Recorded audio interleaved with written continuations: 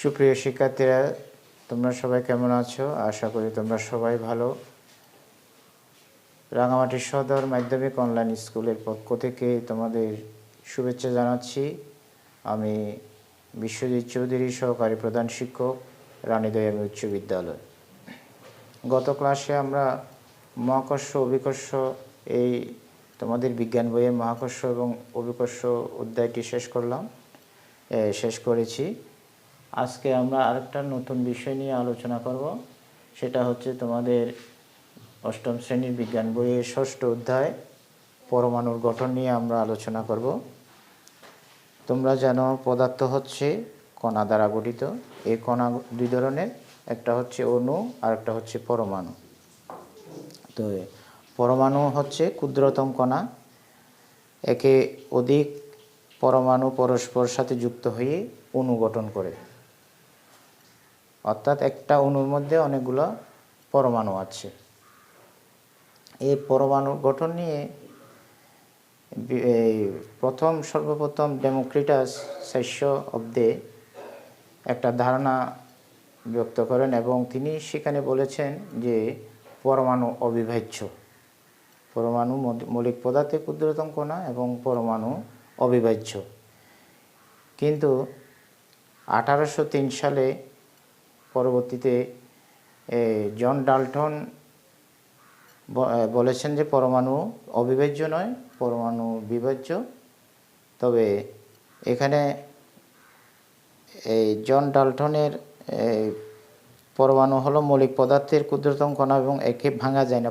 জন ডাল্টনও বলছেন যে পরমাণু ভাঙা যায় না 1803 সালে। এবং পরমাণু আসলে পরমাণু অবিভাজ্য নয়, এটা ক্ষুদ্রতম কণিকাও নয়, পরমাণু বিভাজ্য। এবং পরমাণুকে ভাঙলে 3টি মৌলিক কণিকা পাওয়া যায়। একটি হচ্ছে ইলেকট্রন, একটা প্রোটন এবং একটি নিউট্রন। তো এখানে ডাল্টনের পরমাণুবাদের সীমাবদ্ধতা দূর করার জন্য বিজ্ঞানী রাদারফোর্ড একটি পরমাণু মডেল আবিষ্কার করেন, যেটাকে রাদারফোর্ড পরমাণু মডেল নামে পরিচিত। রাদারফোর্ড পরমাণু মডেলের মধ্যে রাদারফোর্ড পরমাণু মডেল বিজ্ঞানী রাদারফোর্ড পরমাণুর গঠনকে সৌরজগতের সাথে তুলনা করেছেন। তোমরা জানো সৌরজগতে যেমন সূর্যকে কেন্দ্র করে গ্রহ উপগ্রহগুলো বিভিন্ন কক্ষপথে ঘুরতে থাকে, ঠিক তেমনি পরমাণুর নিউক্লিয়াসকে কেন্দ্র করে বিভিন্ন ইলেকট্রনগুলো বিভিন্ন কক্ষপথে ঘুরতে থাকে। রাদারফোর্ড পরমাণু মডেল, রাদারফোর্ড পরমাণু মডেল এখানে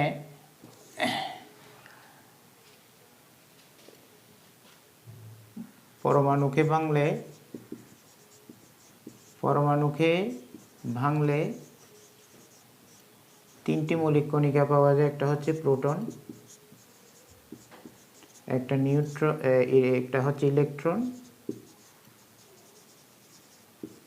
আর আরেকটা হচ্ছে নিউট্রন। 3টি মৌলিক কণিকা পাওয়া যায়। 3টি মৌলিক কণিকা পাওয়া যায়। সেটা হচ্ছে 1 প্রোটন, 2 ইলেকট্রন, 3 হচ্ছে নিউট্রন।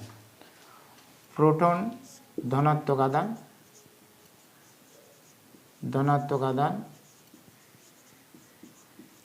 ইলেকট্রন হচ্ছে ঋণাত্মক আধান,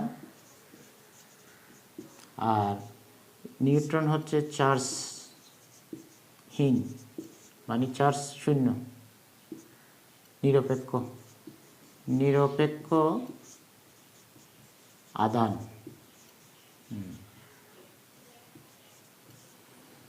বিজ্ঞানী রাদারফোর্ড পরমাণুর গঠনে বর্ণনা করছেন যে এখানে বলেছেন যে প্রোটন এবং নিউট্রন এই দুইটা পরমাণুর কেন্দ্রে থাকে এবং এটাকে বলা হচ্ছে নিউক্লিয়াস। তিনি এটার নাম দেন যে নিউক্লিয়াস। এবং তাহলে নিউক্লিয়াসের মধ্যে কি থাকে? নিউক্লিয়াসে থাকবে প্রোটন প্লাস নিউট্রন, আর এই ইলেকট্রন বিভিন্ন কক্ষপথে ঘুরতে থাকে এবং এই নিউক্লিয়াস এবং নিউট্রনের কক্ষপথের মাঝখানে কিছু ফাঁকা জায়গা থাকে। এটাই হচ্ছে রাদারফোর্ডের পরমাণুর মডেল। তবে এখানে একটা কথা হচ্ছে, প্রায় একটা মৌলের পরমাণুর প্রায় ভর ওই নিউক্লিয়াসের মধ্যে থাকে। নিউক্লিয়াসে কি থাকে? প্রোটন এবং নিউট্রন। এই জন্য পরমাণু রাদারফোর্ড পরমাণু মডেল, বিজ্ঞানী রাদারফোর্ড এই পরমাণু মডেলকে সৌরজগতের সাথে তুলনা করেছেন। কারণ সৌরজগতে যেমন সূর্য থাকে মাঝখানে, সূর্যকে কেন্দ্র করে যেমন বিভিন্ন কক্ষপথে ইলেকট্রনগুলো ঘুরে, ঠিক এই পরমাণুর মধ্যে এই যে পরমাণু নিউক্লিয়াসে প্রোটন এবং নিউট্রন দুইটা মাঝখানে থাকে এবং সেটাকে কেন্দ্র করে এই তোমার ইয়াটা ঘুরে, ওই ইলেকট্রনগুলো বিভিন্ন কক্ষপথে ঘুরে। যেমন হিলিয়ামের দুইটা প্রোটন দুইটা নিউট্রন, এটা হচ্ছে নিউক্লিয়াস, আর এখানে দুইটা ইলেকট্রন, এই দুইটা হচ্ছে ইলেকট্রন,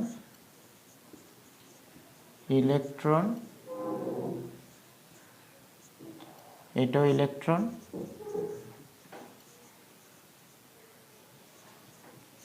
আর এই প্রোটন এবং নিউট্রন এই দুইটা হচ্ছে নিউক্লিয়াস।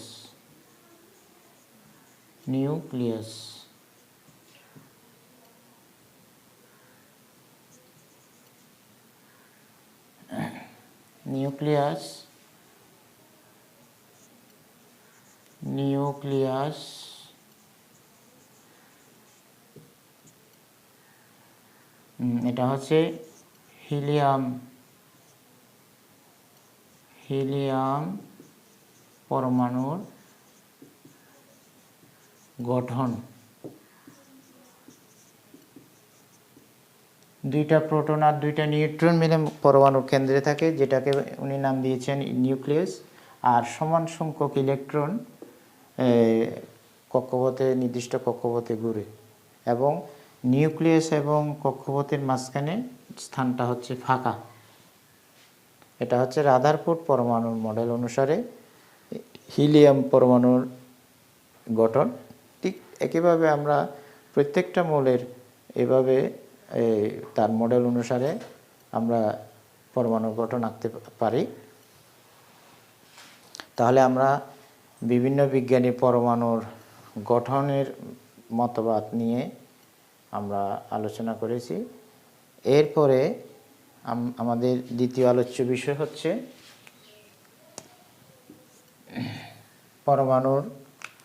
এখানে পরমাণুর ধারণার মধ্যে আরেকটা কথা বলা হবে, সেটা হচ্ছে আমরা দেখতে পাচ্ছি যত সংখ্যক প্রোটন থাকে তত সংখ্যক ইলেকট্রন থাকে। এই জন্য পরমাণু হচ্ছে তড়িৎ নিরপেক্ষ।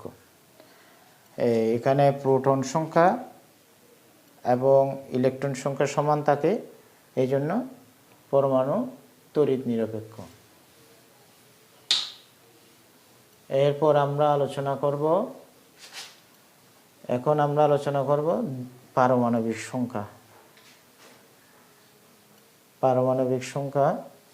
তো দ্বিতীয় এটা হচ্ছে 2 নম্বর হচ্ছে পারমাণবিক সংখ্যা।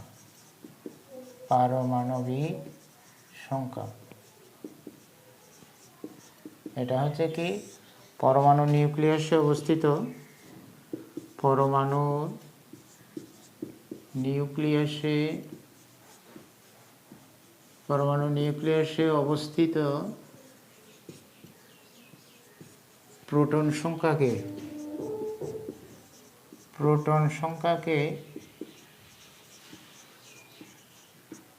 পারমাণবিক সংখ্যা বলা হয়। পারমাণবিক সংখ্যা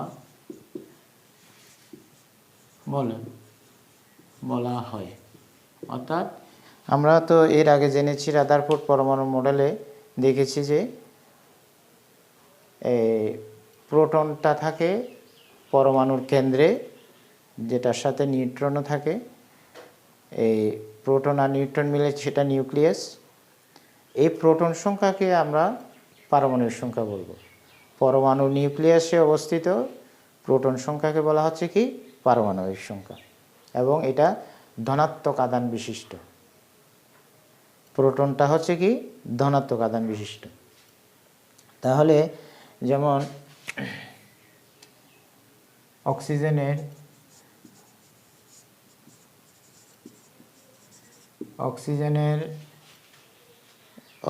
পারমাণবিক সংখ্যা,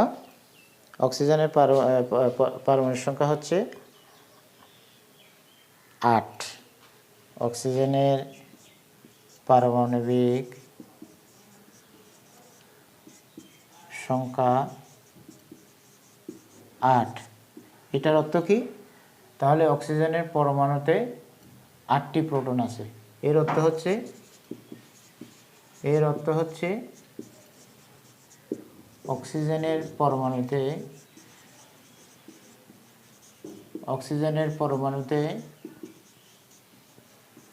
8টি প্রোটন রয়েছে। অর্থাৎ যে কোনো মৌলের পারমাণবিক সংখ্যা ওই মৌলের প্রোটন সংখ্যা বোঝাবে। তাহলে আমরা প্রোটন সংখ্যা যত, পারমাণবিক সংখ্যা তত, কারণ প্রোটন সংখ্যাকেই বলা হচ্ছে পারমাণবিক সংখ্যা। এরপরে আমরা আমাদের আর পরবর্তী আলোচ্য বিষয় হচ্ছে ভর সংখ্যা। 3 নম্বর, এটা হচ্ছে 3 নম্বরের আছে কি 3 নম্বর আলোচনা আছে ভর সংখ্যা। ভর সংখ্যা এখানে রাদারফোর্ড পরমাণু মডেলে আমরা দেখেছি যে প্রোটন সংখ্যা এবং নিউট্রন সংখ্যা এই দুটা পরমাণুর কেন্দ্রে রয়েছে, এবং এই দুইটা প্রোটন সংখ্যা এবং নিউট্রন সংখ্যা এই দুটাকে একসাথে উনি নাম দিয়েছেন নিউক্লিয়াস, পরমাণু নিউক্লিয়াস, যেটা পরমাণু কেন্দ্রে থাকে। তাহলে ভর সংখ্যা হচ্ছে ওই প্রোটন সংখ্যা এবং নিউট্রন সংখ্যার যোগফলকে বলা হয় ভর সংখ্যা। তাহলে লিখব যে কোনো মৌলের পরমাণুর প্রোটন সংখ্যা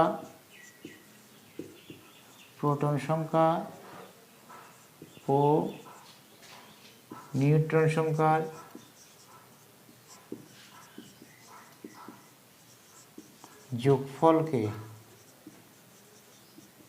যোগফলকে ওই মৌলের পরমাণুর ভর সংখ্যা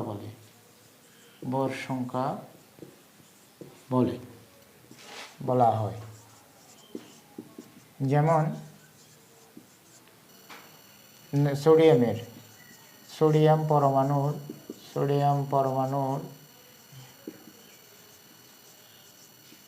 মধ্যে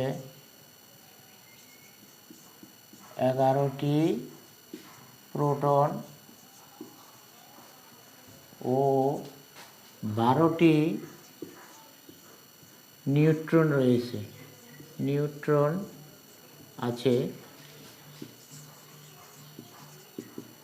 সুতরাং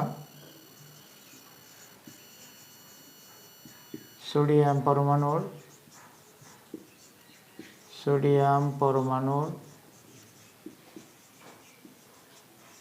ভর সংখ্যা, সোডিয়াম পরমাণু ভর সংখ্যা হবে প্রোটন সংখ্যা যোগ নিউট্রন সংখ্যা। প্রোটন সংখ্যা যোগ নিউট্রন সংখ্যা, নিউট্রন সংখ্যা অর্থাৎ প্রোটন সংখ্যা 11 যোগ নিউট্রন সংখ্যা হচ্ছে 12 সমান ভর সংখ্যা হচ্ছে 23। সুতরাং ভর সংখ্যা হচ্ছে 23। তাহলে কোন একটা মৌলের পরমাণুর প্রোটন সংখ্যা এবং নিউট্রন সংখ্যা জানা থাকলে ওখান থেকে আমরা ভর সংখ্যা নির্ণয় করতে পারি। ভর সংখ্যার সূত্র হচ্ছে প্রোটন সংখ্যা যোগ নিউট্রন সংখ্যা। এই কোনো মৌলের, এটা তো আমরা সোডিয়ামের উদাহরণ দিয়েছি, এরকম বিভিন্ন মৌলের আমরা ভর সংখ্যা নির্ণয় করতে পারি। সেটা হচ্ছে ভর সংখ্যা নির্ণয় করতে হলে ওই মৌলের প্রোটন সংখ্যা জানতে হবে আর নিউট্রন সংখ্যা জানতে হবে। প্রোটন সংখ্যা আর নিউট্রন সংখ্যার যোগফলকে বলা হচ্ছে কি ভর সংখ্যা। এখন তো এখানে একটা কথা বলা দরকার যে প্রোটন সংখ্যা কোন একটা মৌলের পরমাণু প্রোটন সংখ্যা যত ওই মৌলের ইলেকট্রন সংখ্যাও তত। প্রোটন সংখ্যা যত ইলেকট্রন সংখ্যা তত। এই জন্য আমরা প্রোটন সংখ্যা বা পারমাণবিক সংখ্যা জানলে কোনো মৌলের ইলেকট্রন বিন্যাস করতে পারে। কেন? কারণ প্রোটন সংখ্যা যত ইলেকট্রন সংখ্যাও তত। তাহলে আমরা এখন একটা মৌলের বা আমরা একটা মৌলের ভর সংখ্যা, পারমাণবিক সংখ্যা এবং ইলেকট্রন সংখ্যা ওই তিনটা থেকে যে কোনো দুইটি মান যদি দেওয়া থাকে তাহলে আমরা অপর একটি মান বের করতে পারি। আমরা একটা গাণিতিক সমস্যা নিয়ে আলোচনা করব। গাণিতিক সমস্যাটা হচ্ছে ক নামের একটি মৌলের পারমাণবিক সংখ্যা 17। ক নামক একটি মৌলের পারমাণবিক সংখ্যা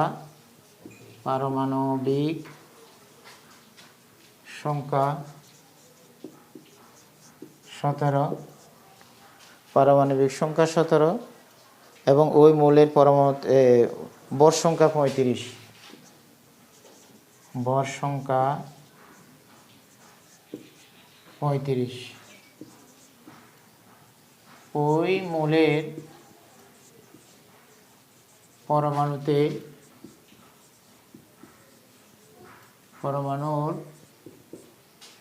প্রোটন সংখ্যা, ইলেকট্রন সংখ্যা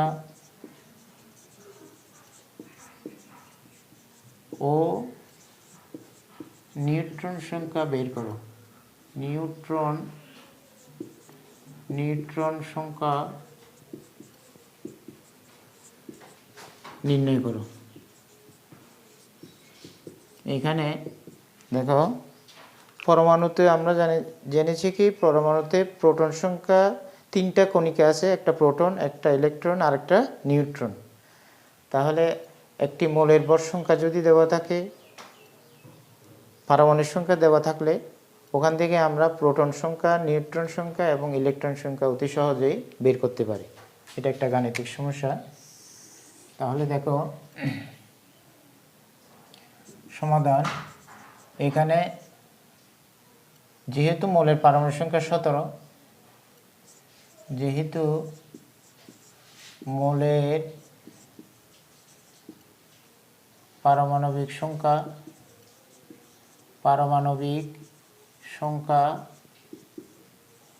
17, তাহলে পারমাণবিক সংখ্যা মানে প্রোটন সংখ্যা। পারমাণবিক সংখ্যা মানে কি প্রোটন সংখ্যা। কাজেই মৌলের প্রোটন, এই পারমাণবিক সংখ্যাকে প্রোটন সংখ্যা বলে, সেটা আমরা আগে আলোচনা করেছি। কাজেই পারমাণবিক সংখ্যার জায়গায় আমরা প্রোটন সংখ্যা লিখব। প্রোটন সংখ্যা 17। আর আরেকটা কথা আমি আগে বলেছি, একটি মৌলের পরমাণুতে যতটি প্রোটন থাকবে ততটি কি থাকবে? ইলেকট্রন থাকবে। যেহেতু মৌলের প্রোটন সংখ্যা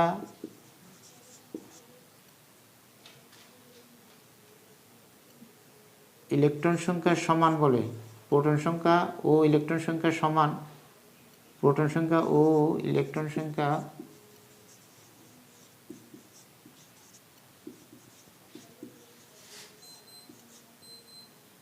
যেহেতু মৌলের প্রোটন সংখ্যা ইলেকট্রন সংখ্যা সমান, কাজে মৌলের ইলেকট্রন সংখ্যা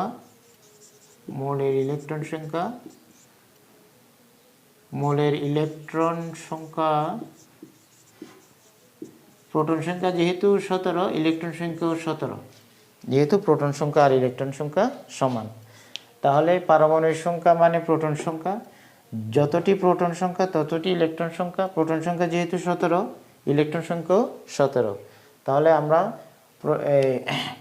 প্রোটন সংখ্যা বের করেছি, ইলেকট্রন সংখ্যা বের করেছি। এবার আমরা নিউট্রন সংখ্যা বের করব। এখন আমাদের বের করতে হবে কি নিউট্রন সংখ্যা। তো আমরা জানি কি এই ভর সংখ্যার সূত্র, ভর সংখ্যা নির্ণয় মধ্যে আমরা জেনেছি ভর সংখ্যা সমান প্রোটন সংখ্যা যোগ নিউট্রন সংখ্যা, প্রোটন সংখ্যা যোগ নিউট্রন সংখ্যা।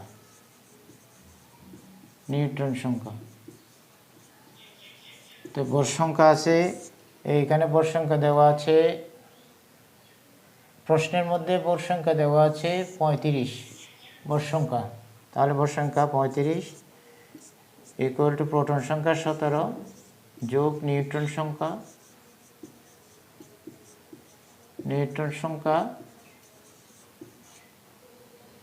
বা 35 সমান চিহ্নের ডান থেকে বামে আনলে 17টা প্লাস চিহ্নটা মাইনাস চিহ্ন হয়ে যাবে, বিয়োগ 17 ইকুয়াল টু নিউট্রন সংখ্যা।